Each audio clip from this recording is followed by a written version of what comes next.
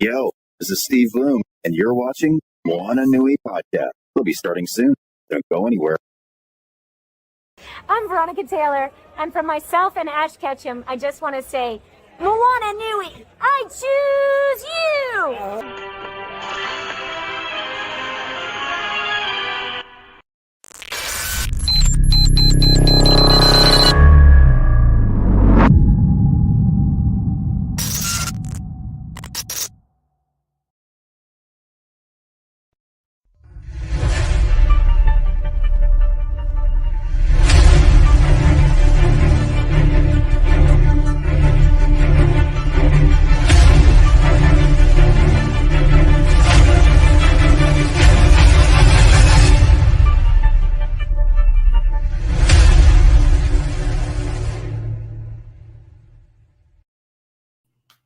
Everyone, and thank you for tuning in for our 8:30 episode.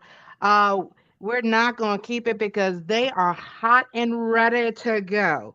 If you've ever tuned in for our Moana Nui After Dark, you know no punches are being pulled. The conversations is about to go with it. But those that are tuning in for the first time, first we'd like to welcome you to the show, and let me introduce myself. I am Dana, the other half of the Moana Nui podcast. I am photographer, do a little voice acting, event planning, the whole kit and caboodle, just multiple hats. And the master of multiple hats, let me go ahead and hand it over to this person right over here, Miss Moana. Let her introduce herself. Aloha, everybody. Welcome to the show. My name is Moana McAdams, as Dana mentioned, founder and host of the show. I'm also a children's book author for The Adventures of Nakoa and Nohea, which is a Pacific Islander series that's really, really fun. And I'm also a publisher for the Wildcard Chronicles comic book series here at Burning Spear Comics. From time to time, again, on hot days like today, I make some wonderful dresses for people to love and enjoy and admire. So if you need your summer fun gear, come on over to my website and check out the goods. Let's see. And I just love this community. And I'm excited to have our folks back on tonight for this great debate about the movie that I have not seen yet. So it's going to be spoiler alerts for me, but it's all good. The only thing I really care about, let it be known, is Kang. There you go. Take it away. Yes, Kang, all variants. So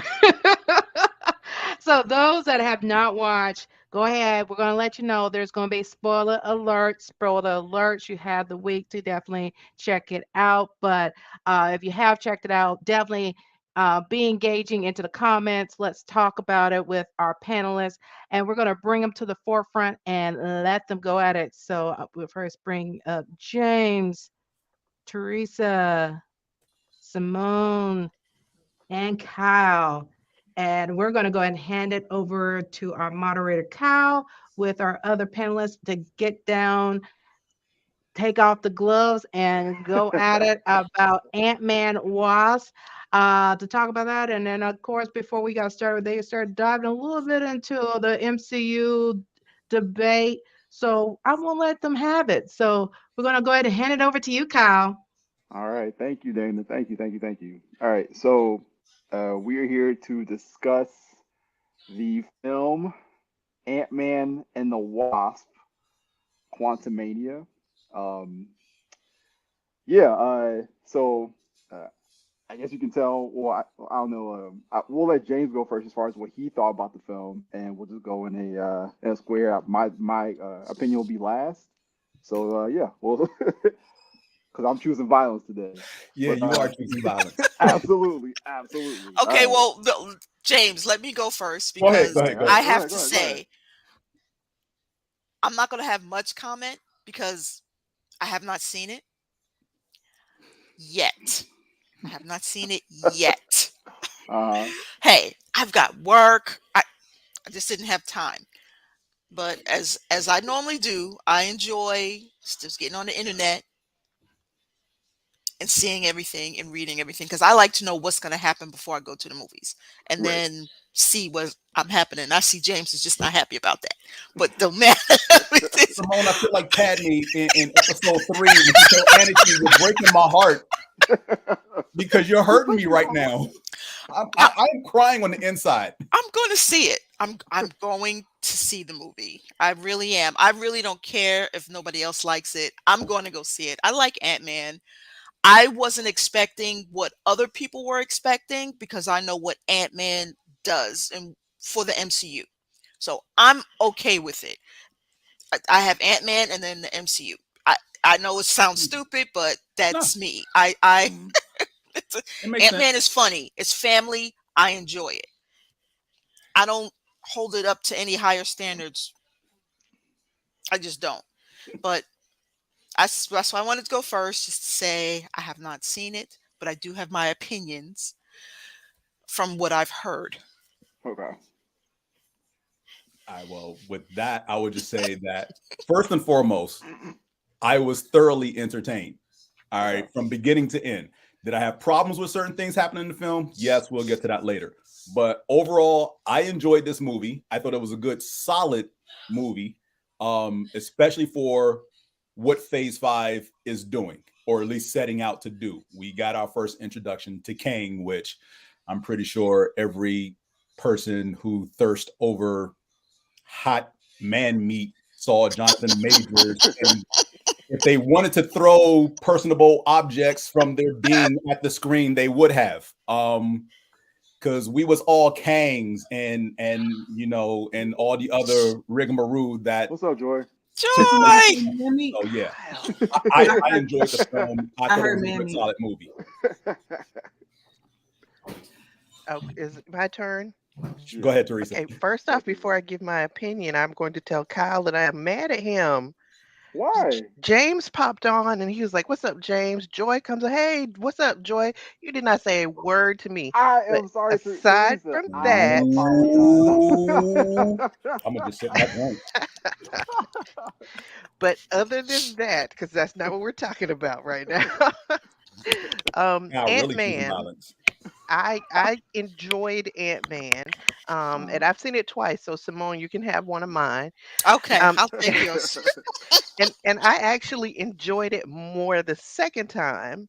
The first time I was kind of like, no, is this good? But I might have been like a little jaded because I've heard so many people say that it wasn't good. And so maybe I was expecting it to not be good. I enjoyed it, but then, like I said, the second time I enjoyed it more. You always have to see a movie the second time because yeah, and I might see it again. But like Simone said, I know what Ant-Man is. You know, I know knew what to expect. It's family. It's really PG-13. It's goofy. Ant-Man is goofy, and I love that. Yeah. I'm goofy. You know, I love him for that. So, and James mentioned, you know, some of the MCU movies being pure entertainment. That's all I go for. If I come out and I'm like, you know, yeah, that was a good 3 hours, then it's all good. Because it's going to be 3 hours. Exactly. Joy, did you get a chance to see the movie? I did. I got to see the movie, and I liked it. I thought it was cute. I thought it was a good introduction for, you know, the next big bad. And I was satisfied with what the movie gave me. You know, I wasn't looking for Wakanda Forever or Black Panther or Shang Tsung or Avengers Endgame or any of the other movies that I would put up this one, because it is middle of the road, right? It is, I feel like this was a movie to advance the phases and introduce characters that I will care about later. Honestly, if y'all don't mind me saying, you know, for a little while, I don't give a damn about nobody in Ant-Man's family, really. I'm waiting on them to move up to being whoever they're going to be, doing whatever they're going to do. But this is all about Kang for me. And Jonathan Majors. Here's the thing. I personally, if I saw Jonathan Majors walking down the street 4 years ago, no, I'd be like, what up, dude? And keep it rolling. Because, like, with just regular ass clothes on or whatever, I'm like, whatever. But the way he can emote with his face. He reminds me of Rami Malek with that. Like, just I can look at you and then look left and right and down, and you just know I had a whole conversation in my mind. Like, I love the way you can feel what he's thinking with his facial expressions and his body language. Yeah, I can't wait to see him in Creed. Magazine Dreams is another one that I think he's in. Another one. Yeah, they got picked up by Spotlight. Spotlight Films. They're going to be distributing it. Yeah. He plays a bodybuilder with like perfectionist desires, so he just keeps working on his body until he's just cut all the hell and back. That's going to be awesome. Just look up the poster for Magazine Dreams or whatever, because he's like naked down to the hip on his profile view. I've seen it. Yeah, Oscar-worthy body for sure. But what I was saying is, everybody's like, "Oh, he's so sexy," blah blah. I'm like, yeah, right. But he is an excellent actor, and I like what I'm seeing from him so far. I need to see again, like Teresa said, to understand the nuances of that performance. Everybody else was just foundational window dressing to introduce him, as far as I'm concerned. So, go ahead with your violence. So. I ended up going with my girlfriend to see the movie. For entertainment value, I thought, like, I chuckled a few times in the movie. I thought there were moments in the movie that were funny. I thought it was a good popcorn flick for, I think that was like Friday night or Saturday night we went, which again would be fine if it was just an Ant-Man movie, right? But this is the movie where we are introducing your big bad for Phase 5.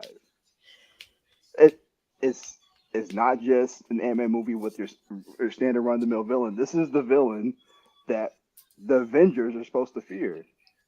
He even said it himself, "I've killed Avengers from various multiverses."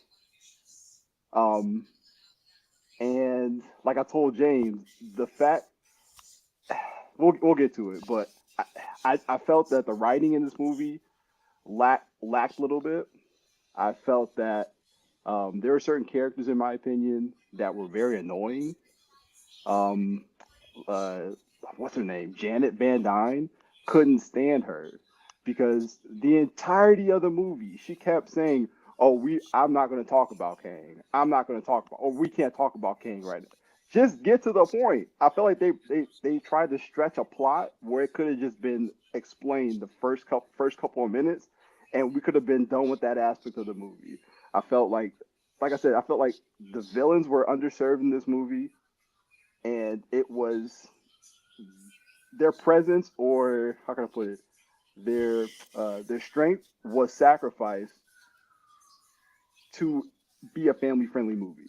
And I feel like if you're going to do that, don't introduce those villains in Ant-Man. Don't bring MODOK into Ant-Man. Don't bring Kang into Ant-Man. Because if you're turning Kang, the big bad of your Phase 5, who you're supposed to revere, into a joke, what's the point? So let me say this about that. I kind of feel you on the MODOK in some ways, but not entirely, because I feel like if the MCU was going to do anything with MODOK, and for those of us who have read comic books, we know what a threat MODOK really is, right? But for a general audience, it's a name. Okay, acronym, mechanized organism designed only for killing, chaos, whatever, whoever wrote it, whatever like that. But I feel like as far as, and it's just my own 2 cents, the MCU has a set short list of big bads we're going to take seriously, and then everybody else that people are familiar with. And I think MODOK falls in the latter category. Like, yeah, we'll throw him in at some point. We don't know where, but we're not going to make him as big a threat as, say, Kang or Thanos, or maybe even, if we get him one day, Galactus, right? People are pretty much asking about MODOK ever since Iron Man 3, because that's where we got AIM, which is who initially created MODOK. So Iron Man 3 was what, maybe 7 years ago, and for 7 years, people been asking about MODOK ever since then. When will we see AIM again? It's like, probably never. So yeah, in some ways, MODOK was kind of a wasted character in this movie. But at the same token, I don't think there are any big plans. There were never really big plans for him to begin with. You know what? Honestly, I would rather they have taken the variant of the character from the Hulu show, because that was hilarious. I would have loved to have seen that version. At least he would have looked like MODOK. You would say, Kyle? I said at least he would have looked like MODOK. Well, I mean, Jesus. The design was faithful. I will say that. No, he didn't, because they used the actor's face still, but the design was as faithful to comic book accuracy as you're going to get. So I want to ask everybody about that, because I saw some people being up in arms, the same people that are up in arms about a bunch of other stupid things about, oh, it was nudity, and I was like, are you serious? It's butt. Those little cheeks, them little cheeks, yeah. And somebody there was nudity in Thor. I'm like, what are you much better about? Cheeks, right? And it was farcical the way they showed it anyway. It was ridiculous. Yes. So people just want to be mad. I just want to see if anybody else had heard that chatter. No, but people gonna find a reason to be upset. Like Heimdall's black. We can't accept this. Right. I could care less. If their race doesn't add to the background of their character or the power set of their character or that overall story of their character or origin of their character, it doesn't matter. Doesn't matter at all. Oh, James, I know that was an old one, but I missed that. What? That Heimdall is black. I didn't hear that one. I know that's old, but it was hot. I didn't hear that. They were boiling mad after the first Thor film. We can't accept this. LaToya, I would agree with you. It was mid, but Ant-Man is always mid. I agree with that, but don't use Kang as a villain in that movie then. Like, introduce him in another movie. Let's put it this way. Maybe this is the story for this time. Ant-Man was due a third film. This story around Kang's appearance, because spoilers for people who haven't watched the Disney Plus show, we first meet him at the end of Loki season 1, and we will see him in season 2. So is that Kang or is that He Who Remains? Yes, it's both. Yes. So the answer to the question is yes, because they're variants of each other. Now, which Kang should you be afraid of? I don't know, because at the end of this film, we saw the Council of Kangs, we saw a tribunal of Kangs, and my thing is, at least 50% of them are dangerous AF. So, my thing is, He Who Remains pretty much was like, if you destroy me, another Kang is gonna come in and film my variants will come about. Yeah, right. At the end of that show, Loki sees that big statue of what is it, Kang the Conqueror? It is Kang, yeah. It's Kang. So again, there's a presence to this character. There's reverence paid to this character, and I felt like in this movie, it was lost because, I told Dana, the fact that you have a man or a being who utilizes 31st century technology to amass an army over a span of like 20 or 30 years and builds an entire kingdom, right? And is taken out by Scott Lang, his family, a rinky-dink militia, and smart ants. Make it make sense. And those ants aren't even utilizing 21st century technology. 31st century technology. They're utilizing 21st century technology. Actually, no, because those ants evolved over 1,000 years, according to what Hank said. When they were traveling, when they were initially getting sucked in, his ants pretty much lived the span of 1,000 years and evolved. But do they still be Kang though? Considering what they set up in the beginning of the film, when they were in the basement and he was looking at the ant farm, the ants had developed their own technology. So any civilization that pretty much has developed its own technology and you leave them alone without interference for 1,000 years, yeah, considering what they rolled up there with and that rinky-dink militia you talked about, they pretty much ran past them like, I'm sorry, you're in our way. We're going to handle Kang now. So using what you just said, considering they came there with that kind of technology, Kang came there with 31st century technology. Make it make sense to me. Like, not really. A battery. I don't need a battery. But again, this is the point where, like I said, I can nitpick this film, but what purpose would that serve? My thing is, I think it's our job as fans, because like that's the thing I'm learning with DC. Like, step away from Marvel real quick.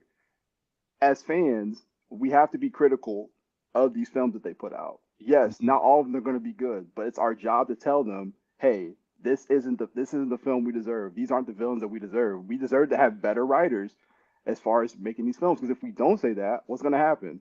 The same writer that's writing this film is writing Kang Dynasty, and I'm concerned that we're not going to get the reverence and the weight of a villain that we deserve to have. That's all I'm saying. While I understand your concern, I will counter that with our fandom. We are probably no more than 20% of the total audience that goes to see these films.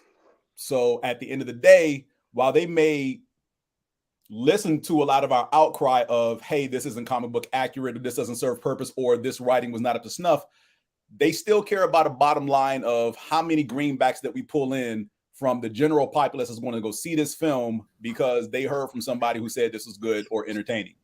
Right. I would say that based on, my involvement with the canon of Marvel and the understanding of how all these characters play together, I am the demographic that these movies are made for, because I know just enough to know how to spell something like MODOK to go Google, who the hell is that? And then I don't have a rich backstory understanding of Kang and everything. I'm getting, Screen Crush's 20-minute synopsis of here's who Kang really is, which they will make it play into whatever the canon is going to be from them. I'm an MCU person. I'm not a Marvel comic book person. I'm a Marvel Cinematic Universe person. So what they show me on the screen, I believe as canon, true, whatever. They can tell me whatever they want, because I am not going back to read 30 years worth of comic books to figure out that they lied about all this. It's just true.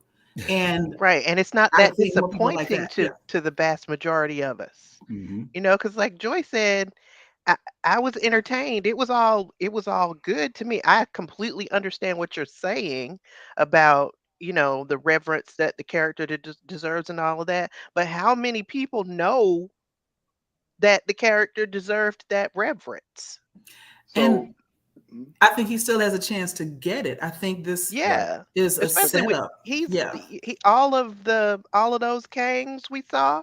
Now, maybe this one didn't get it, but apparently there's a lot more Kangs left out there to be bad. What if this one and He Who Remains were the only ones that could stop the rest of them? And we let these interfering ass goody two-shoes people come in and ruin the only chance we have for survival because, they don't know what the hell they're doing.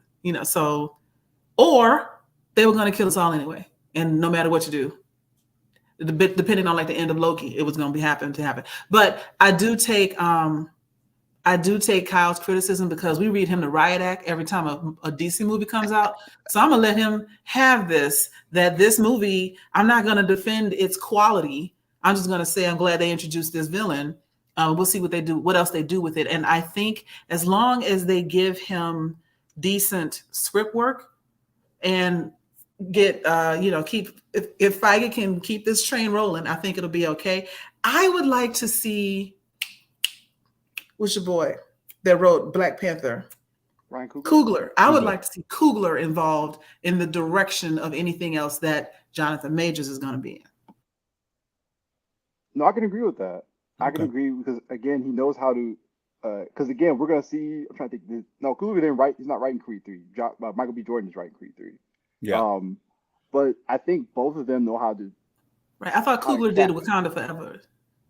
No, he did. But I'm thinking of him and dealing with Majors. Yeah. But I think he knows how to write a good villain, a complex villain at that. And I mean, that's what Kang is. He's a complex villain, but he's a good villain. To your point, what they did with Thanos was underwhelming. Right. He was a shadow in a bunch of movies, and then he showed up. He had a couple of good liners in Infinity War, and then Endgame, he got it is what it is. They could have done a lot more with him and given him better character development. I'm hoping they learn their lesson and they have more time and to dedicate to giving Jonathan Majors' character that in the next season of MCU. considering Loki 2 and the teaser we got at the end of this film, I think there's going to be a heavy focus on Kang in general in season 2 of Loki. But like that, even pointing to that post-credit scene, the look that Loki had on his face, right? As far as when he saw, that was fear. He was terrified. That was fear. I didn't get that. Well, I think I only saw that once from Scott. Is when he had Scott's daughter in that cell, and after that, I felt like it was lost. Yeah, because Janet pretty much treated him like Voldemort. Like, don't say his name. Like, we got to get out of here because he is watching, or he knows we're here, and he already knows because we've reached out and we pierced the veil or whatever. So, they tried, but considering that once we get into them shrinking down into the quantum realm, or at least that level of it, the only viewpoint we have of how terrifying this character is Janet, and she really doesn't say anything. Right. So we're like Hope, where it's like, we've tried to get you to talk about this, but you refuse to say anything to us. And as an audience, you feel that frustration, like, get to the point, like, who is this dude? Right. Can we talk about how Janet needed ass whooping? Absolutely, yes. And what you're not gonna do is come home from the quantum realm and then just be like, I made breakfast. No, you ain't gonna tell nobody about all the bullshit that's going on out there. You just gonna go to bed. Wasn't she having nightmares or something? There should have been some physical representation of it's a whole lot of crazy in this quantum realm. And she just came home and she's like, we don't talk about it. And then her whole family, if your whole family is scientists and they asking you about something, you know what scientists do. They dig in, they research, they go too far, they Jurassic Park some stuff. They don't think about whether they should, they just think about whether they can. And here we are with their granddaughter doing some bullshit. And now everybody's messed. Talk to your people. If she needs a whooping. She needs a whooping. All this could have been avoided if she had just sat them down and said, here's what I went through when I was down there. She ain't got to tell about her little, whatever else was going on, her little needs. But here's what was going on down there. Make sure don't nobody else ever go back there. Right. End of story. And I felt like they used that to stretch a plot. And I'm just like, again, could have been written much better. The plot at that point didn't even need to be stretched. Like, again, for a small portion of the community that went to see this movie, i.e. the comic book reading nerds, we didn't really need the backstory on Kang, but the general audience who knows nothing going in blind, even if you miss Loki season 1, all right, what is she scared of? Get to the point. Right. Stop treating this dude like Voldemort, like we can't say his name. Just who is he? What happened? What is everything? And they spent like the next third of the film, from the time they shrunk down to when they finally somebody comes face to face with them, just being terrified of the boogeyman, basically. Mm-hmm. Oh, absolutely. I do want to jump back to the beginning. Was really like literally fear of a black planet.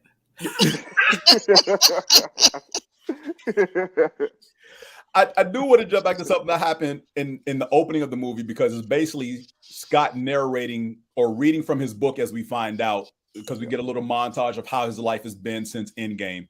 Yeah. And what I found to be a very tone-deaf part of the film with his daughter Cassie. And that, he goes to jail from the book reading to bail her out because she was at a protest and got arrested. Disturbance of the peace, whatever the charges was. And she shrunk a cop car. And played not only coy, but dumb about it as well before she finally gave it back and was able to walk away. Right. I'm like, and then you want to chastise your dad for the stuff that he did. Right. But you're not looking at the privilege you have. You just walked out of a jail cell and gave the police back their squad car in miniature form. Right. Yeah. Like, whoever wrote that scene, like, clearly did not take into account the social climate of what's going on in this country. Oh, yes, they did. It was white privilege. They did. They did. I mean, obviously, yes, but Jesus, I'm like, wait, y'all shot this for real? Because I'm sitting there like, my black ass would be dead or still back in jail on a new charge, or like, what? Yeah. At 15, 16 years old? Yeah, they wouldn't have called my parents. Yeah. Yeah, they have no remorse. They can say things to former President Obama. Yeah, that wouldn't even make them blink. Yeah. So, I mean, but yeah, the opening of the film was cute outside of that tone deaf moment. But, you know, Scott reading from his book is kind of like that commercial with Jamie Foxx is listening and singing to his own music. That's what I pretty much equated that to. And he's basically enjoying the spoils of saving the galaxy, if you will. Right. So I think as far as he's trying to do now, he just wants to keep his family and his kids safe. Number one priority. I have this wonderful woman who loves me for even despite my flaws in my life. And let me make sure this kid, you know, I don't miss any more time with her because I was gone for 5 years. Right. So do you think the Wasp was more of like an afterthought in this movie? Yes. I don't think they gave her enough to do at all. So I felt like they were trying to tell a story between parents, the relationship, the evolving relationship between parents and kids, where you have Scott and his daughter on one side and Wasp and her mother on the other. And while there was an evolving of the relationship between Scott and his daughter, I didn't really feel that same attention given to the relationship between Janet and Hope and her mom, Janet. It was kind of like Wasp was disposable. Right. She was an also-ran character. Like, oh yeah, by the way, Hope is over here. The Wasp is in this too. Happening around her, but she's right there. Yeah. Like, give me any lines that she said in the movie, and other than coming back through that hole at the end, what else did she do? Right. Mom, tell us what happened down here. Why are you so scared? Save Scott. That's about it. Yeah. Just save Scott. Bail Scott out. It's like, like she's literally in the movie because she's a figurehead for the title, Ant-Man and the Wasp, Quantumania. She's only there for a title. That's it. So like I just felt that, and it's a shame because she's such a rich character from the source material that they did not utilize her the right way in this movie. And again, it's just me being a comic book fan. I know like my prior knowledge to that character is not the same as Joy's knowledge or the same as Teresa's knowledge, but I feel like doing that doesn't I don't know. It just when you minimize a character like that and you don't give that character credence as well, like they're just there to be there. I don't know. It just doesn't sit right. No, doesn't sit right. She was definitely wasted in this film. Yeah. And what does anybody know the rationale behind switching out the Cassie actress? No, I know. That's what because they aged her up because of the 5-year blip. She was aged up. So she was aged up in the last movie, though. So they switched another actress because she was aged up in the other movie. They should have just kept the same actress. Oh, this wasn't the same actress from Endgame. Oh, okay. So I missed that part. So then, no, I don't know why they switched from Endgame to this actress. No, I don't know that. Yeah. Oh, she was in. I did not know this. I didn't either. Oh, LaToya got the tea. All right. Thank you, LaToya. Yikes. Well, she can kick rocks then. Well, she's a Wasp for real, for real. She went that Gina Carano route. Right. Find out if you want to. Say the wrong thing. Right. Jeez. But no, like I was kind of confused by that too, because it's like they had an age-appropriate actress from Endgame, and why they didn't keep her? Because at least with that, you have some kind of chemistry between Paul Rudd and the daughter, then the actress that plays his daughter.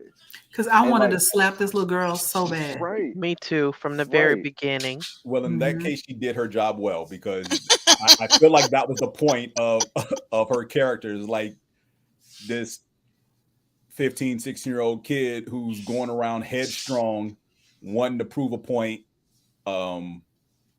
fight the good fight, and feels that her dad is out of touch. Because as teenagers, that's what we do.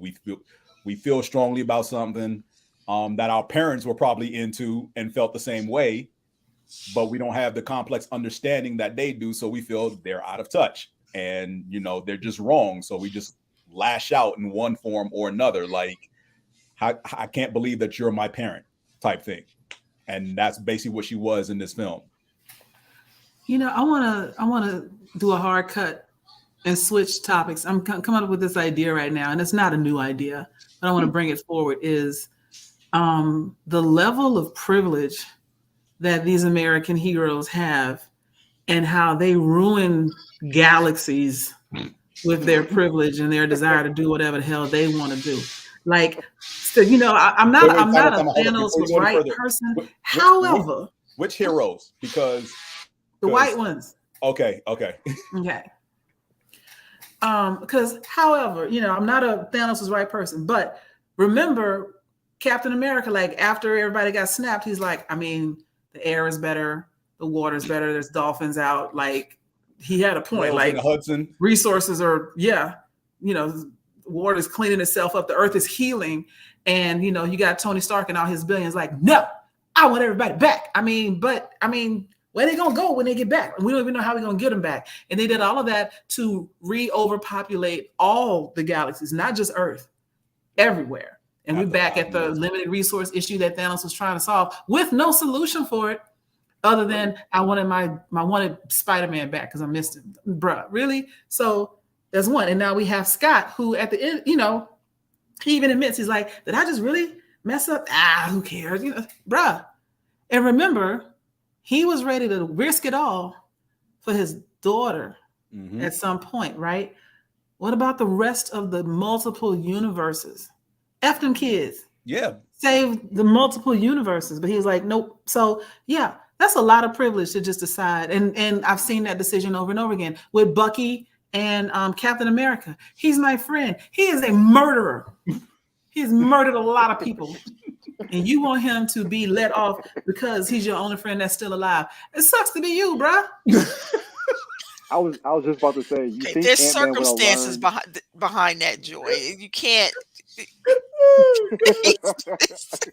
Yes, he did. There are like 7 comments that say all of that, Joy. I'm just saying. Yeah, you think Ant-Man would have learned a lot from the Avengers, but apparently he's been learning the wrong thing. So yeah. I mean, like I said, I wasn't a Thanos was right. I'm also not quite a Killmonger was right, but he had some valid points. They all had valid points. Yeah. They just went about it the wrong way. Their memes were a little extreme. Yeah. I still rock with Ultron. Ultron was right. Ultron wanted to basically do a whole dinosaur extinction event on us. Yeah, he was worse than Thanos. I mean, at least Thanos wanted half of the world. I mean, but Ultron just wanted one planet, right? Just Earth. Thanos was doing galaxy, universe wide. Ultron was just like, y'all suck. Fix this. Maybe we don't have all these other things. As the meme said, Ultron spent 2 minutes on the internet and realized humanity wasn't worth saving. Exactly that. I mean, he's right, but the method, I mean, you can't just have an asteroid, you can't just drop a rock on the planet and do a dinosaur extinction level event. You can't do They did it in The Expanse. They did.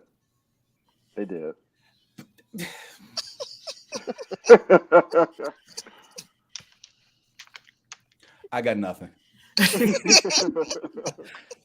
I give you that one. The Expanse is just a whole totally different apple, but yeah. So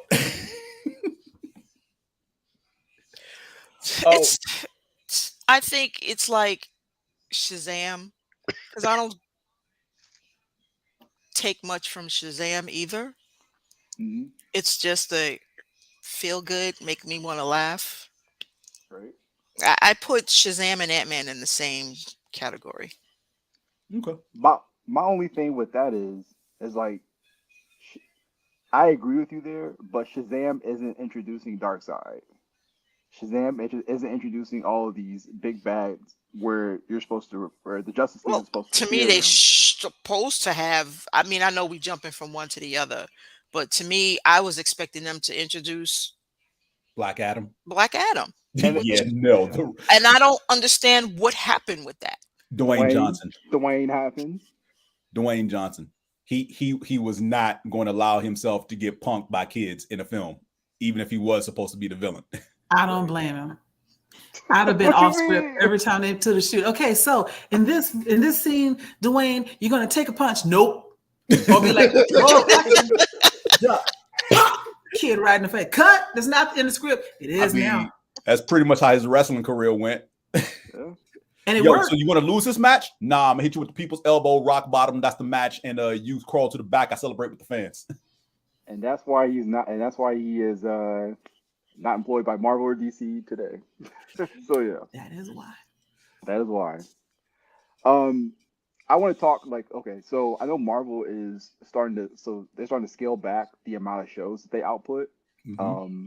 I know they said they're pushing back. I think Echo, Ironheart, and a couple other series just to make two series this year. I think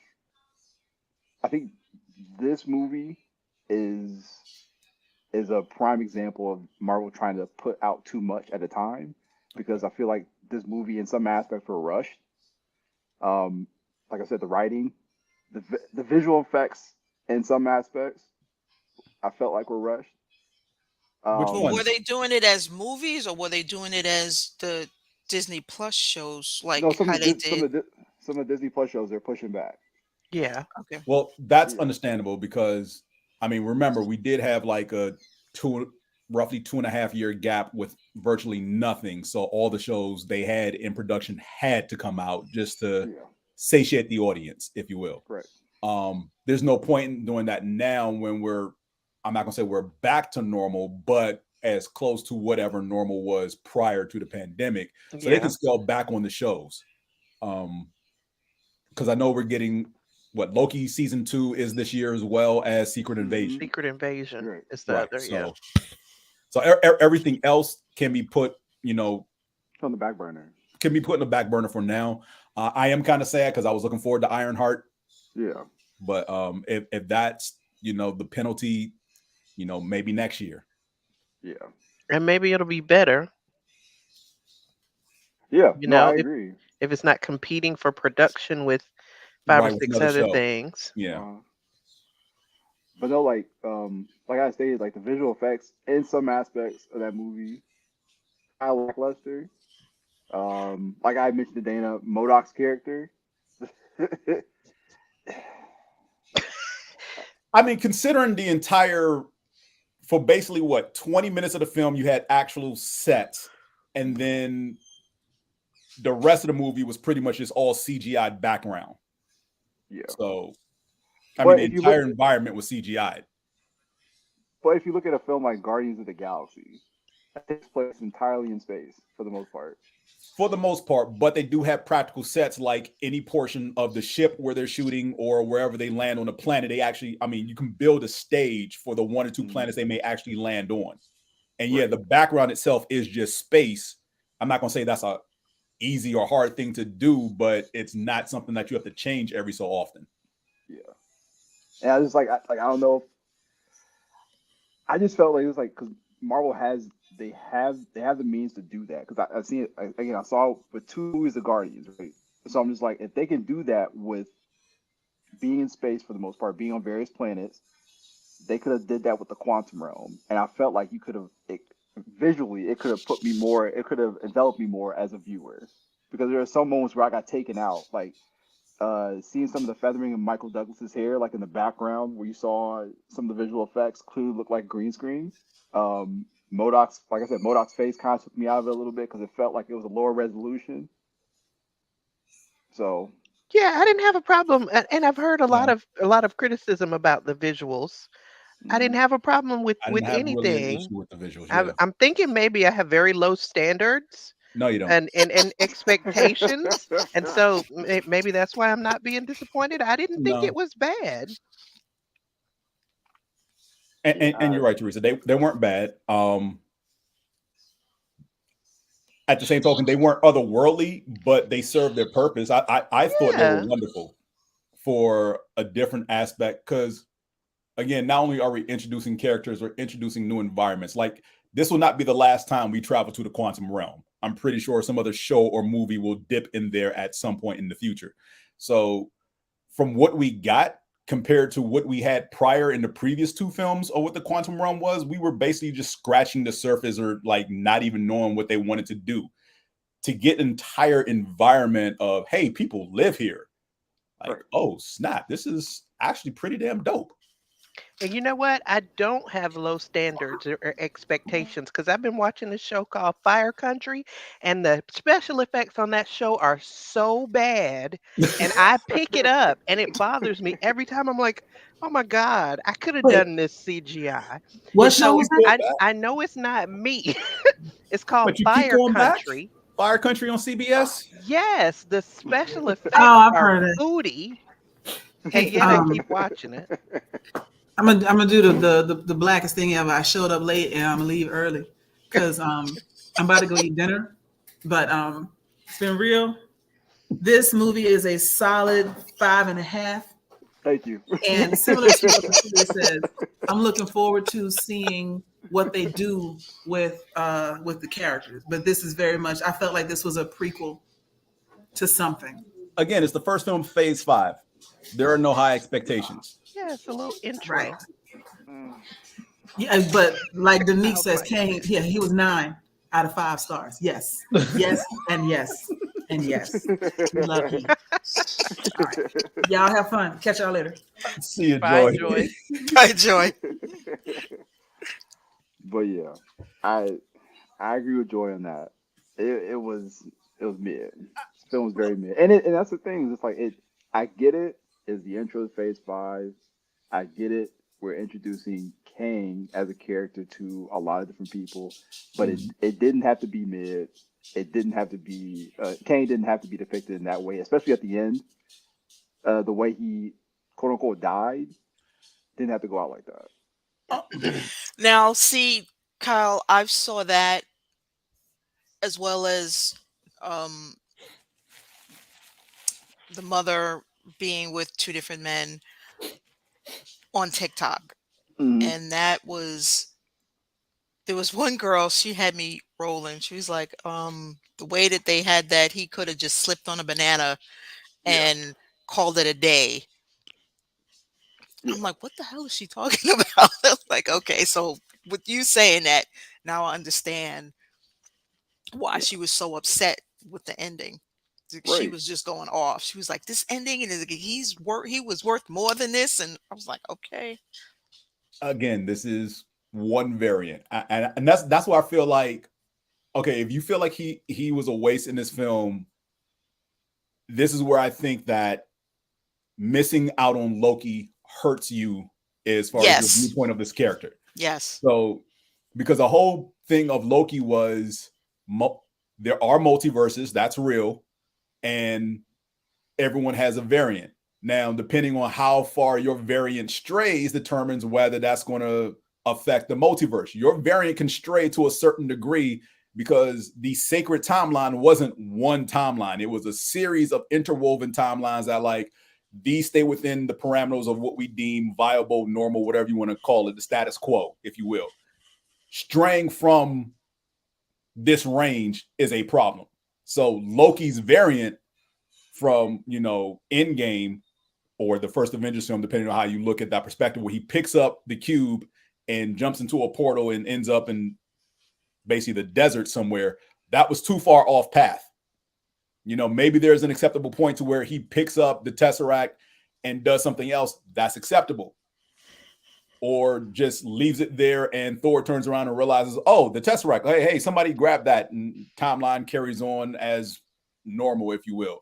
That's acceptable. But what he did and what he was probably setting out to do was just wrong. And just going forward with that is just like, all right, so now we're going to conscript you to the TVA, and your job is to make sure nothing else happens like what you were about to do going forward. So now you have this idea of, all right, so how many variants are out there? Probably infinite. Well, look at all the Kangs we had at the end of the Council of Kangs. I lost count after 500, but you know. But wasn't the Kang we got in Ant, wasn't he the Kang the Conqueror? Because you had a Mortis at the end. You had Rama Tut. Yeah, because he was literally dressed as a Mortis. You had Rama Tut, right?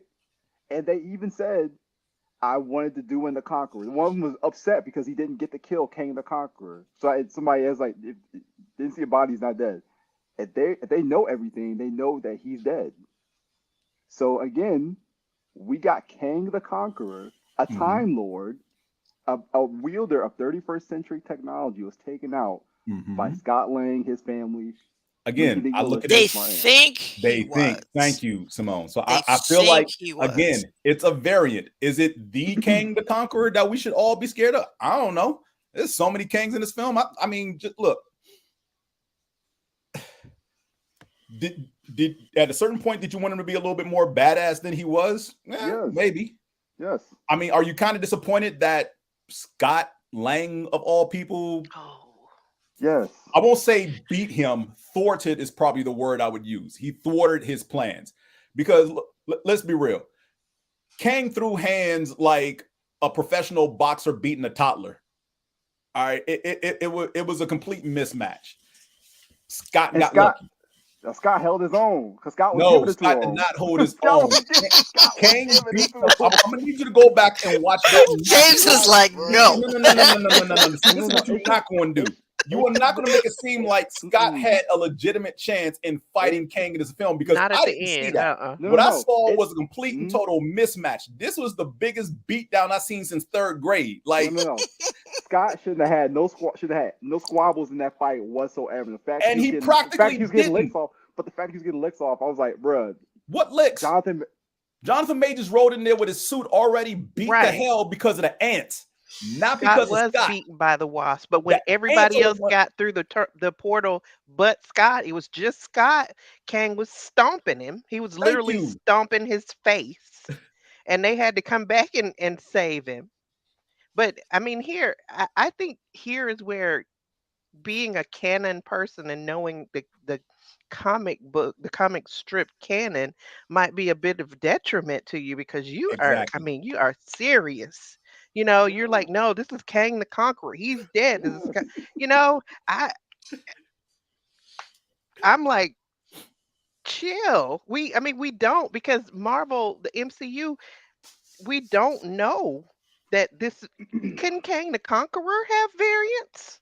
Couldn't there be variant Kang the Conquerors and not just one Immortus and one, and anything is possible, obviously, with the MCU, and with me not knowing canon and not knowing, who these people really are. I'm good with the movie. No, I mean, well said, Teresa. Well said, Teresa. I can see in another movie somehow people are thinking, "Oh my God, Kane," and Scott will say, "Oh no, we killed him." And Lord and behold, this man is going to be coming through, and something is going to happen. Scott doesn't even know what happened. Scott, at the end, Scott was like, I mean, isn't it okay? Didn't we win? And I didn't take it as him saying, "Oh well, fuck it." I took it as him saying, "Well, that was too easy. Let's enjoy what we have. We got out of that. Let's live in the present." He doesn't know that he hasn't ended the world. It's just not over right now. Right. He doesn't know what's coming. And that be a cameo in somebody's movie. That's just what I took from it. And I completely understand you being like baffled and just confused by this because comic book canon. I don't, and I was entertained. Are you not entertained? Exactly. I don't know. Yeah, not. And to piggyback on what Teresa said, this is something I had to do back when the Spider-Man and X-Men and Fantastic Four films were starting 20 some odd years ago. Is like, if you get too wrapped up into what you read in comic books at any given point and trying to say, well, this isn't good because this isn't how they portrayed it on screen, you get lost in the enjoyment of the new storytelling. And the MCU is not the comic books. Are the comic books the source material? Yes. Will they be faithful to the source material to an extent? Yes. Not 100% completely. They take and pick what they need and adapt it to the large screen. And I think those of us who read the source material for any extended period of time, whether it was the 70s, the 80s, the 90s, last decade, this decade, whatever have you, you've got to let go of the totality of being accurate 100%. You're never going to be happy in that regard, ever. And that can be said about, I mean, anything that's adapted from a written, from a book or from written whatever. I'm a big Stephen King. Oh, that was Stephen King is my favorite author. Yeah, yes. And a book that Stephen King wrote, this, they've done The Stand twice, and they had to do miniseries because The Stand is literally like 2,000 pages long. You can't adapt certain things. Yes, certain things you can't adapt. You can. It's just going to be different. You cannot adapt every word and everything that Stephen King portrayed in these 2,000 pages to film. You just can't. So, I mean, I think sometimes the you're books doing do a yourself better a version disservice than the if you want to movies. see a comic book canon on screen, because you're just not going to get that. So I would say I agree with Latoya. Like, the MCU has always been different from the comics. I appreciate that. I agree. It was like I agree. Like, because there's aspects of the MCU that I actually love that they touch on that aren't necessarily explored in the comics. I actually appreciate. So I appreciate the differences. What I don't appreciate is that when you get don't choose violence. Don't choose violence. Look, I will say this as because for me, my favorite medium of visual entertainment is animation. Period. Point blank. I don't care if it's cartoons, anime, whatever. If you give me animation, I will be enthralled for an infinite amount of time. If you want comic book accuracy from anything that was printed in an issue that comes out bi-weekly or monthly, watch any animated cartoon show featuring Marvel characters. And if you feel like you were cheated by Kang in this film, then I suggest you go watch a little cartoon on Disney Plus called Avengers: Earth's Mightiest Heroes. Yeah, it's a good cartoon. Yeah, I mean, quite possibly the greatest Avengers cartoon that very few people know about. And if you want to see a faithful comic book adaptation of Kang, watch that. So my only concern, this is my only concern, because I think Jonathan Majors is an amazing actor. Absolutely. I think we're getting grade A acting from Jonathan Majors. I would just hate to, after this phase is done, when we go back and look at his role as a villain, the big bad of phase 5. I would hate to be where we go back and look at it was just mid. Like he acted his ass off, but the movies were just mid. That's what I would hate. I don't know if we get that, because what other films on the slate could he make an appearance in? Like, outside of, because basically this is his second appearance. We're getting his third in Loki season 2. And my thing is, what else comes out between now and Secret Wars and Kang Dynasty that there's a possibility that he could show up in? And whether that's a middling role, a cameo, a variant of him walking in the background or something, like, he doesn't necessarily have to be the threat in anyone else's film, but he could still be present, in some way, shape, or form. So I don't,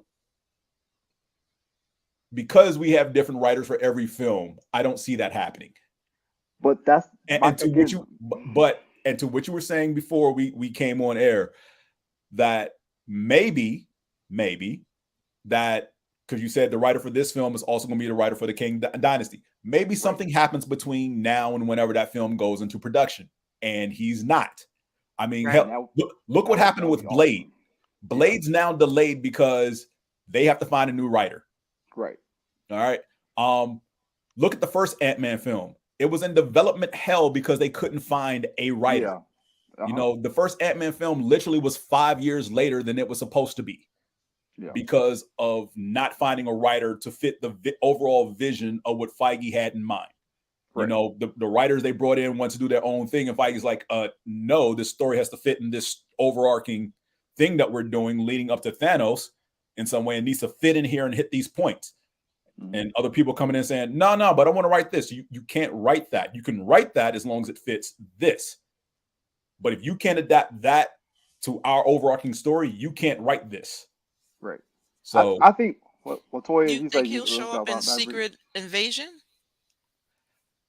I don't know. Or make an appearance? I mean, I'm pretty sure he'll do it in Loki, but I don't the think only other one I can see is Secret Invasion. No, because I think that's more of a Nick Fury Skrull-centric story. And there may not be room for his presence in that story, depending on how many episodes we get out of that, whether that's 6 or 10. Did I see something though saying that Kang might have a variant that was a Skrull? Possibly, yes. Yeah, maybe. That is quite possible. The Marvels, she bounces through. Oh, the Marvels were getting all 3 of them, so I don't know. We don't even know who the villain's supposed to be, or the antagonist, if you will, is supposed to be in the Marvels yet. That hasn't even been released. We just know that we're getting all 3 of them: Kamala, Carol, and Monica. And the way that they're showing it, they're bouncing around because of her bracelet. And there was a Skrull who had the bracelet on. The second bracelet. That's not a Skrull. The other race, blue people. Creed. Oh, yeah. Creed. Okay. Creed. Yeah. So we don't know. Like I said, anything could happen. Rogue. Oh gosh, not Rogue. Why, Latoya? Why?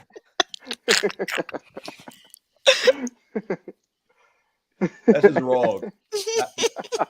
That's just so wrong. We need Malachi to tell you about Rogue. No,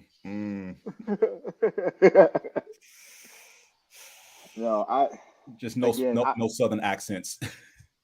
I'm just hoping we get a different writer, because I don't think Jeff Loveness needs to be anywhere near any serious Marvel, any kind of Marvel movies at that. And that's a fair take. I'm not going to disagree. Yeah, I didn't have a problem with the writing on this movie. I feel like it fit a good opening chapter, if you will, into where we're ultimately going to get to. Is he capable of bringing that home at the end, considering the number of films we're going to get between now and then? I don't know. But Marvel's taken risk with people who have not written at this level before. You know, they've taken people who, hell, I mean, look at the person who did Guardians. That was like her first film. You know, so it's not above them to take risk on people, and if things work, they work. Now, critics are a different story, because I don't know if you all have seen the reports from Rotten Tomatoes where the critics have given this film a 47%, but the fans gave it like To which I say, I think that's more of the Marvel hate, because I don't think the critics have given anything in the MCU over a 70 since Endgame, if I recall correctly. I mean, has anything gotten the critics score over 70 since then? Shang-Chi? Okay, so 1 film out of what we've had 6 since Endgame. What about Wakanda Forever? I haven't seen the critic score on Wakanda Forever, but you know, considering the critic, but they was comparing it to the first one. Yeah, and they like it wasn't as good as the first one. So that's my thing, because it's like those 2 films I believe got over 70s on Rotten Tomatoes, and those are the only 2. Those are the only 2 good films that I think Marvel has put out since Endgame. Okay. Really, not even Spider-Man Far From Home? That was a Sony. That was a Marvel and Sony thing. It wasn't. Okay, you're talking about strictly. Well, it's still in the MCU, but I get what you're saying.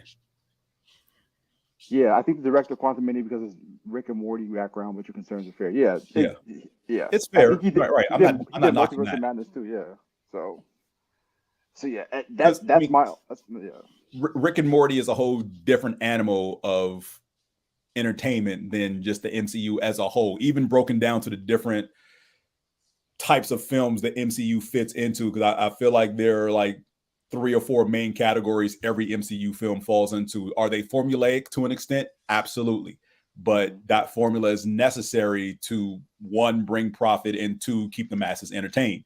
So they're not straying from those set formulas in which they say, here are the beats this film has to hit, whether it's going to be a sci-fi epic, or if it's going to be a comedy, or if it's going to be a straight up action thing, or if it's going to be a family friendly film. Like, here are the beats all these films have to hit regardless. And then if it's going to fall into one of those genres I named, then it has to hit these beats too.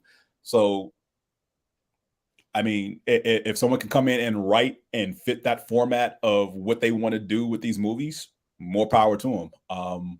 But yeah, I'm not knocking your concerns. Your concerns are valid. I just feel that they've taken chances and have been successful, which is why they'll continue to do so. So until they get something that totally and widely is just a complete disaster, I don't think they're going to stop, because that's basically what's going to have to happen. Like, something's really going to have to crash and burn in epic proportions. It's not just going to have to be bad. It's going to have to be horribly bad. And so again, I don't want it to be that. I don't want it to be because I don't want it to be a Kang phase with a black lead, a black villain, and they get that kind of vitriol from certain types of people, calling it woke culture. Like, I don't want that. Okay. So that's why I'm saying, like, the writing, in my opinion, needs to be better. Okay. Because on that front, that's we deserve to have better quality movies. Okay. Not disagreeing with you at all. I think that is a valid point to be made, that yes, some of the films, but that's, like I said, when, before we came on, like, you're not going to. Do we expect a certain level of quality across all MCU films? Absolutely, yes. I think we expect some degree of, at the very base level, solid writing, solid directing, believable storytelling, all that. We expect that. Do some of the films fall short of that? Absolutely, yes. But like I said before, for like every 10 films, you're going to get 1 or 2 bangers out of that, and the rest are going to be mid to eh. So yeah, it falls in the latter category. It's not a banger, but at the same time, I don't think it's a total disaster. I think it's a good, solid movie. I personally, I'd give it a 7 out of 10. That's just me. All right. Well, I don't know where he's gonna show up again, but the way that they have it for Phase 6, Avengers: The Kang Dynasty, yeah, is for 2025. See, I want to look up what the rest of the whole comic. What'd you say? Oh gosh. We don't like the French, no way.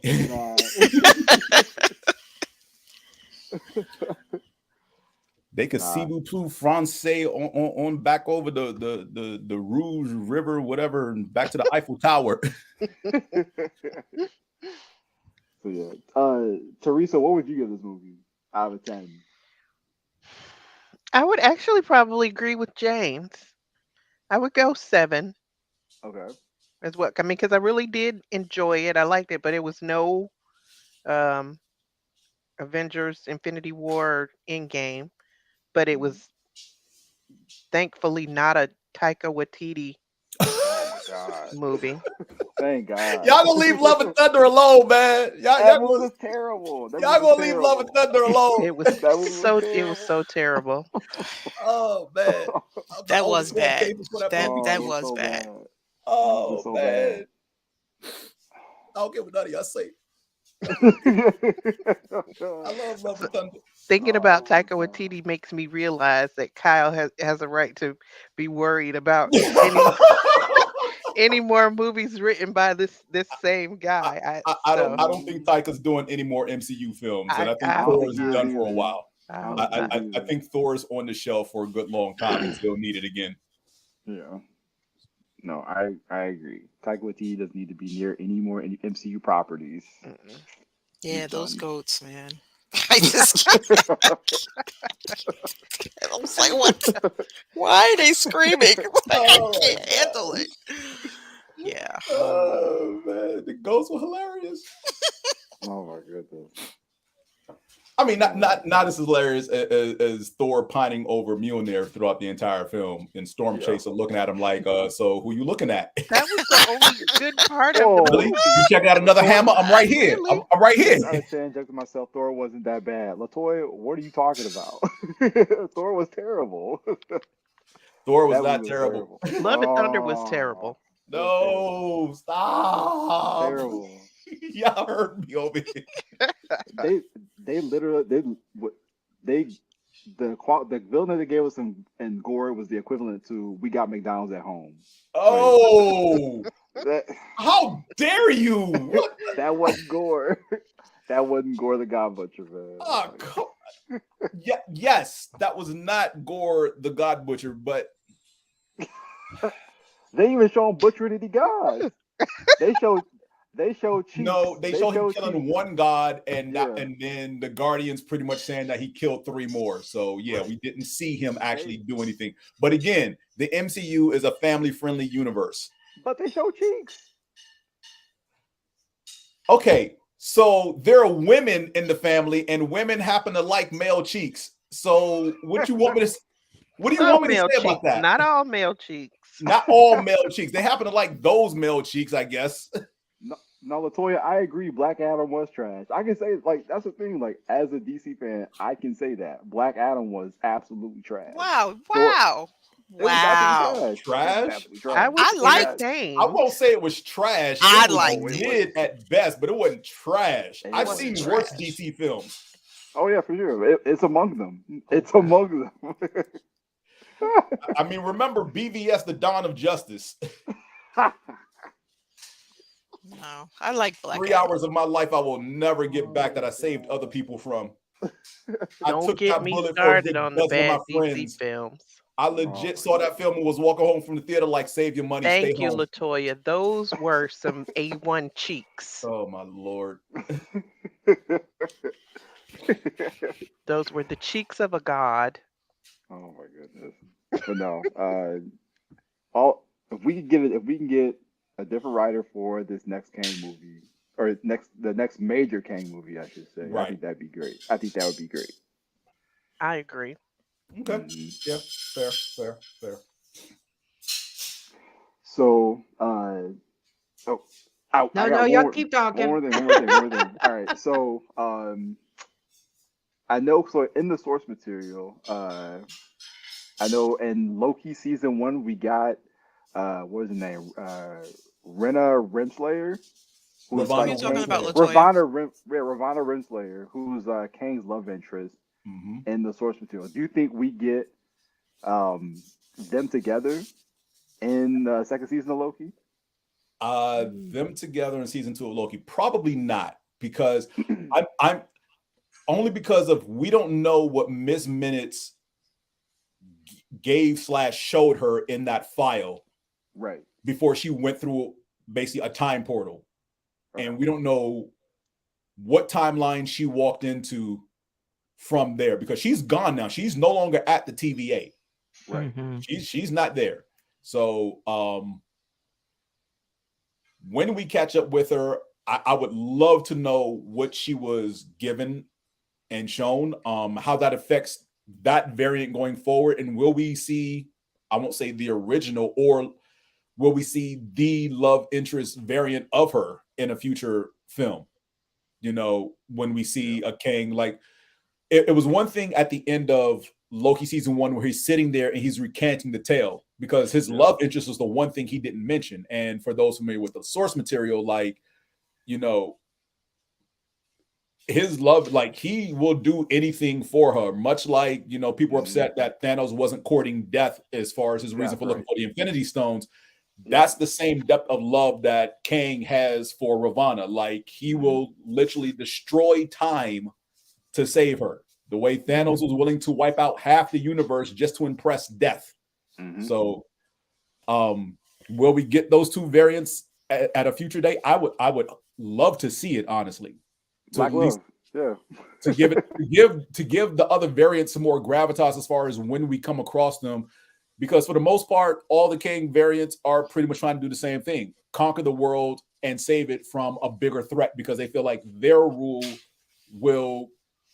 under their rule, that the planet will be better equipped to fend off future things that they know are coming. The problem is they never tell us those future things that are coming. They just feel like, hey, I came back 1,000 years to basically take over this time period because y'all ain't ready for what's coming next. And my time can't survive the effing up the Avengers are doing right now by stunting y'all growth. So let me wipe out the Avengers. Let me rule this time period. And in the next 1,000 years, y'all will be much better equipped to handle whatever it is I couldn't stop. Yeah. Do you also think we'll get Iron Lad? We have to. Yeah. They're all various stages. Kang, Immortus, Iron Lad, same person, different stages of their life. Considering all the young Avengers they've introduced through the shows and these last few films, they got to. It would be a crime to leave him out. Yeah. It would just flat out be a crime to leave him out. Now, considering, I just want to know if they're ever going to touch on his lineage and who it's going to be, because again, the source material movies totally different. Yeah. But he hasn't said his name yet. So that's giving me pause. He could be the descendant of another Avenger. Right. Doesn't necessarily have to be Sam Richards. So, T'Challa.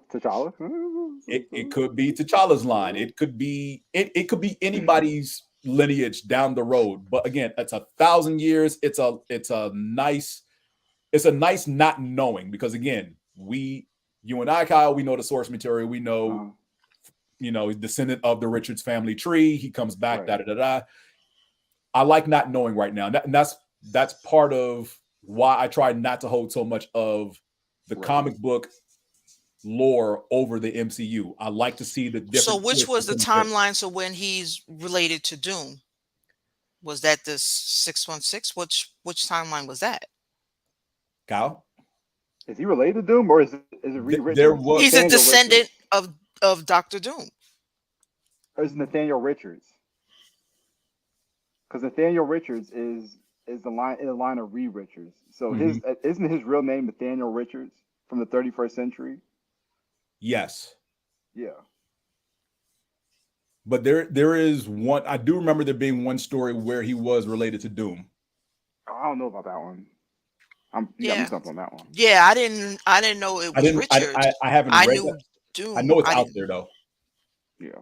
The third one in the after credits, Latoya. You know what? That stumped me because I knew Immortus, the guy at the tall hat. I knew Ramatut, the guy in the guard. So we're talking about the one with the mech suit. Yeah, I didn't know who that one was. That one had me a little stumped. So that has everybody stumped, because the various YouTube channels that I've seen that do Easter egg breakdowns and everything, none of them know who this third variant was. Right. So it'll be very interesting to see what happens moving forward. But I'm just hoping we get a better story. Better stories. Better stories. Not letting that go. Not at all. I just hope gotta take it as better story. Better stories. That's it. Better stories. And Latoya, real quick, I saw your Batman versus Superman. The best part of that was the film she hasn't seen. The best part of that was the end when Wonder Woman came on. That was the best part of that movie. Latoya, I don't think it could be Iron Lad because that figure looked way too old to be Iron Lad. So I don't know. Yeah, and Iron Lad is practically a teenager. He's about 15, 16 years old. Well, let's get on Twitter and ask the director who it was. Twitter is just like Google. Time soon. Yeah, Latoya, don't watch BVS. Save yourself 3 hours of your life and do something else. Sorry, watch the director's cut. Do anything else. Watch it. Don't do it to yourself, Latoya. Yes, because that'll make you see how wonderful Wonder Woman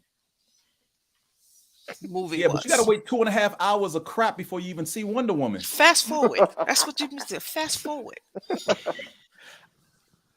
I mean, minus that one scene in the beginning where she was there. I think she was like trying to kill Lex Luthor at a party that the three of them were at, I guess. But sure, that was like 2 minutes. And then you never see her again until literally the end of the damn movie. It's a shame we won't get Gal Gadot as Wonder Woman in the DCU, but I'm cool. Is with she that. actually out though? Because I thought They fired them all. All of them they were are fired. all fired. They clean slated. Because I thought Gal Gadot was still up in the air, like they were debating on keeping her around. No, so I think the way James Gunn is doing it is like when a coffee cup breaks, you put it back together. Some of the pieces look similar, but not all the pieces look the same. So that's why Viola Davis is staying on as Amanda Waller, which I absolutely love. Mm-hmm. That's why they couldn't get anybody better. Who can they get? Right. CCH Pounder, but nah. I like Viola Davis. But that's one way you can explain casting different actors for different characters, or Jason Momoa possibly being Lobo. Because that Aquaman movie does not, from what I've heard, it ain't looking good. Aquaman, but it's still going to come out. Yeah, it is. Because all the ladies are going to go see it. Yep, and I'll be here to criticize it if it's terrible. I don't care, and I don't care. I don't care either. I don't care. I'm still going to see it. DC slate they got to pretty much clean house of before they reboot is coming out this year. Whether it's on HBO, direct-to-video, movie theater, they're pushing it all out this year because 2024 is their new slate of the new universe for everything. So I'm mad that I really want to see Flash. I'm mad. Go see it. I'm mad. I'll see it. I want to see it too, but I'm mad. not doing it. I'm not going to give them the dollars. I'll get somebody put it on the fire stick. Ezra Miller can choke and pig slop. I'll be getting my middle seat. I'll be getting my middle seat, paying why premium did you have dollars Michael Keaton on there? I'll be paying premium it hurts. dollars. Everybody else got to suffer, but they should have recast Ezra Miller. But whatever. My thing is they had 2 years to do it because this film was supposed to come out 2 years ago. Right. Right. So and you could have easily recast the first infraction, but no, you let them commit the third, fourth, and fifth. And then I saw the preview for it before Ant-Man, and not only is Ezra Miller in it, he's in it they're twice. In it twice. As a variant. Yeah. There's two of them. As a variant. Yep. Are we gonna have a discussion about that movie too? You be talking to yourself. You be talking to yourself. I mean, I'll come on to talk about how I refuse to see it. That's pretty much it. I will gladly be around to say how much I refuse to watch that movie in the movie theater. Okay. Hey Simone, if you want to go see that movie, me and you could talk about it then. If y'all just, it's Michael Keaton. He's. Let me know. I'll schedule an episode. The two of y'all can talk with the audience. I'll come listen. Kyle can tell me what happened. Exactly. We both can listen. Kyle can tell us what happened and give us his right? opinion. I'll make sure to cliff notes. Kyle could get us a bootleg version and we can play it on the episode while I everybody could do the can watch same it thing that I way. did with this one. Get on there and look and see what's happening. I'll be recording with my phone and get excited, be like,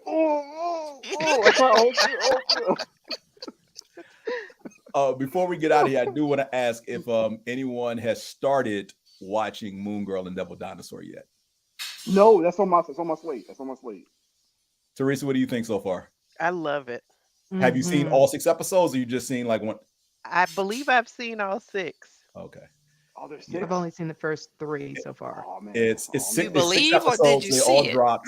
The first episode is 45 minutes. The other 5 are like half an hour. But and I didn't watch them. They're all on Disney Plus. Mm-hmm. Yes. See, I've watched them on the Disney Channel, so I watch them as they're released on Disney Channel. That's why I say I believe I've seen all 6. Oh yeah, they're all 6 episodes on Disney Plus. But go to Disney Plus. You'll so see I them think all they there. did Disney Channel first.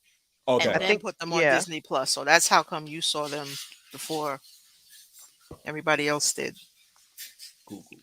Wonderful series. I highly suggest everyone add it to their list. I agree. Because I still people need to support it. Please support it. Yeah. For sure. I need more of that.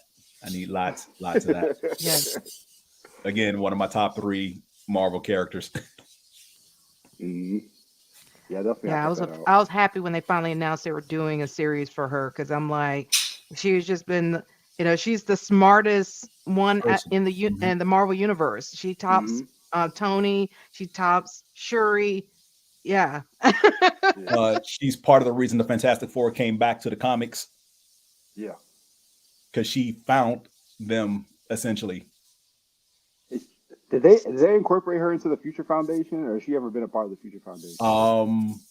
That I don't know because I haven't finished her original run, and I know her second run is either starting soon or just started. Okay.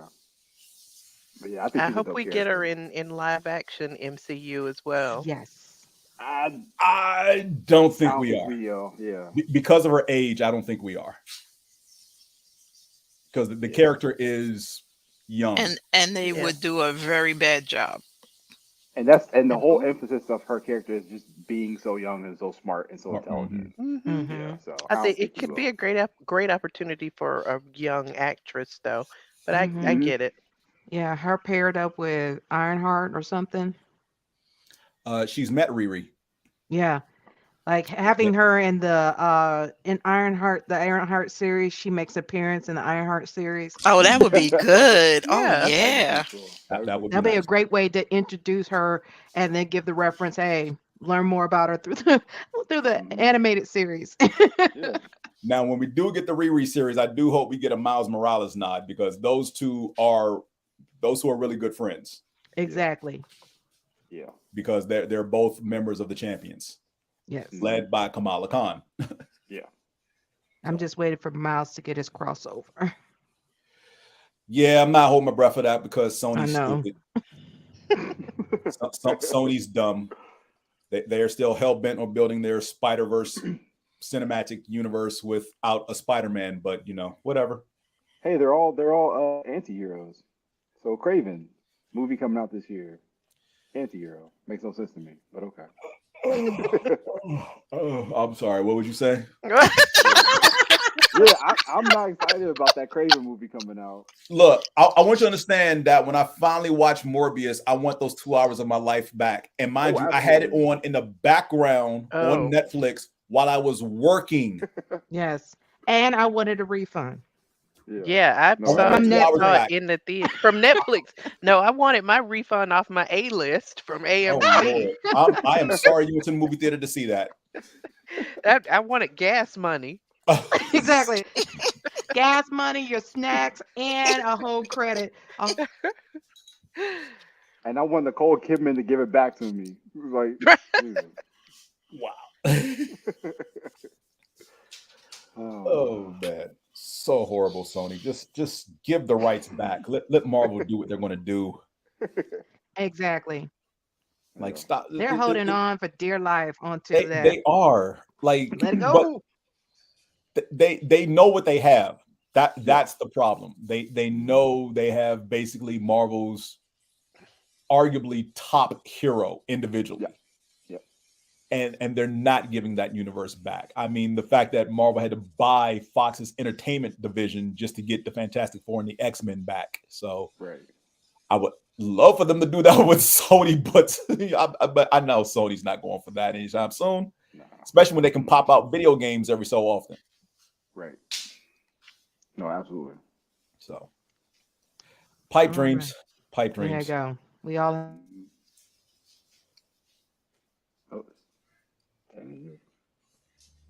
Oh, did we lose Dana? She froze. Did Dana freeze out? Freezing up. And let's see. Oh, sorry.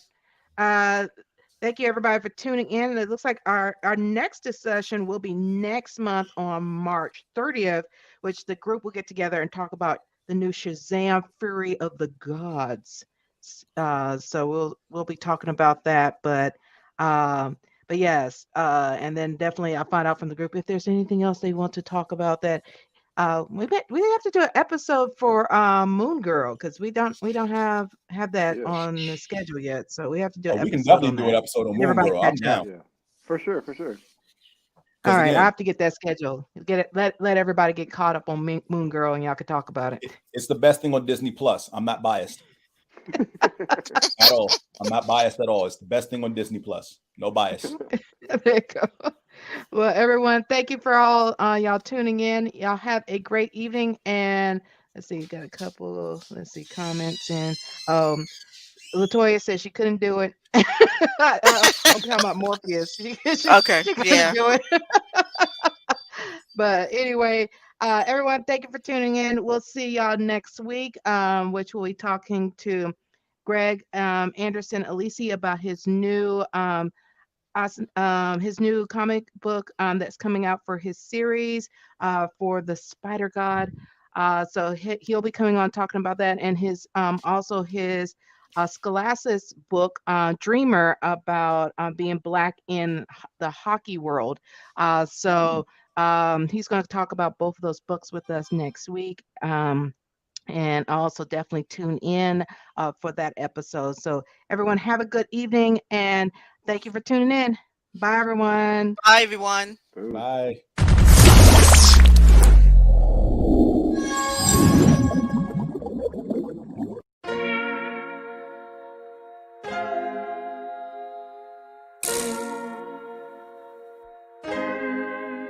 So many stories left to tell, even if we have to ourselves. Can't keep history on the shelf. If we won't tell it, we will. If this the land of the free, it was a freedom then, when they annexed Hawaii and called it Cedar Lands, without any type of payment and no signing off. Called themselves the Republic in 1894. 1.2 million acres overtaken from the native Hawaiians. When they resisted, the West retaliated in violence and erasure. The Hawaiian language is banned as part of colonialism's plan to expand, Stuck between a rock and a hard place. Multiple bombings of Kaho'olawe as a part of their ongoing war with Asia. Used it as a place for target practice. No consent or compensation. Colonizers call for annexation.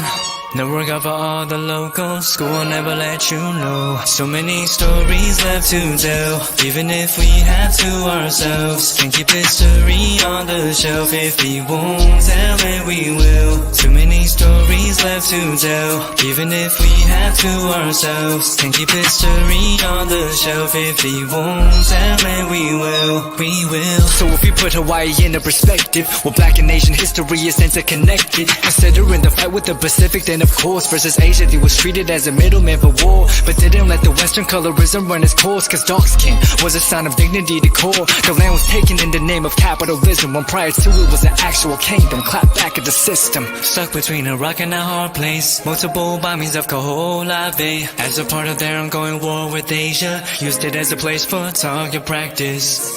No consent or compensation. Colonizers call for annexation.